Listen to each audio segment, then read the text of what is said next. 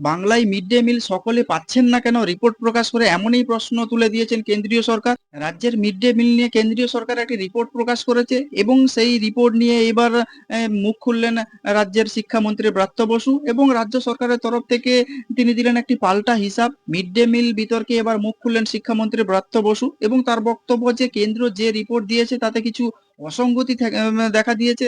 তারপর রাজ্য সরকারের নিজস্ব রিপোর্ট প্রকাশ করেন তিনি। বাংলায় মিড ডে মিল সকলে পাচ্ছেন না কেন রিপোর্ট প্রকাশ করে এমনই প্রশ্ন তুলে দিয়েছেন কেন্দ্রীয় সরকার এবং সেই বিতর্কে এবার মুখ খুলেছেন শিক্ষামন্ত্রী ব্রাত্য বসু। তার বক্তব্য কেন্দ্র যে রিপোর্ট দিয়েছে তাতে কিছু অসঙ্গতি থেকে গিয়েছে।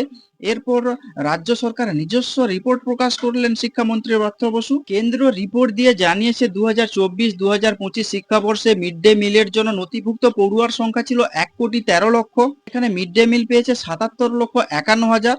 নথিভুক্ত পড়ুয়ার 59% মিড ডে মিল পেয়েছে। আবার কোচবিহার, জলপাইগুড়ি, মালদা, মুর্শিদাবাদ, পশ্চিম বর্ধমান, উত্তর চব্বিশ পরগনাতে অনেকটাই কম, প্রায় নথিভুক্তের যা করা হয়েছে তার প্রায় অর্ধেক। আবার 2025-26 শিক্ষাবর্ষে মিড ডে মিলের জন্য নথিভুক্ত পড়ুয়ার সংখ্যা কমে গেছে প্রায় 80 লক্ষের মতো। এই পরিস্থিতিতে রাজ্য সরকারের কাছে কৈফিয়ত চাইলো বা রিপোর্ট চাইলো কেন্দ্রীয় সরকার এবং আগামী 30শে জুনের মধ্যে রাজ্যের তরফে বিস্তারিত রিপোর্ট পাঠাতে বলা হয়েছে কেন্দ্রীয় সরকারের তরফ থেকে।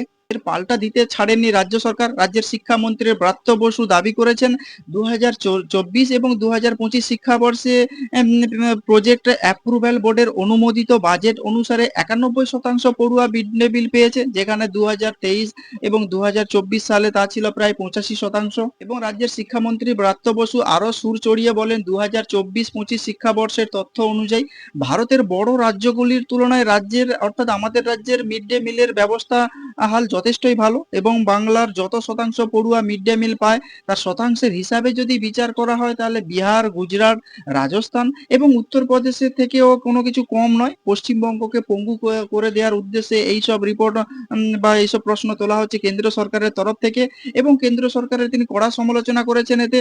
তো আপনারা কি বলবেন যে রাজ্য সরকারের তরফ থেকে যে মিড ডে মিলের জন্য নাম নথিভুক্ত করা হয়েছে এবং তার যে পরিমাণে মিড ডে মিল পেয়েছে তার একটা রিপোর্ট চেয়েছে কেন্দ্রীয় সরকার। তো আপনারা এই বিষয়ে যদি কোনো কিছু বলতে চান তাহলে অবশ্যই কমেন্টস বক্সে কমেন্টস করতে পারেন। আর নজর রাখুন না হিন্দু টিভিতে।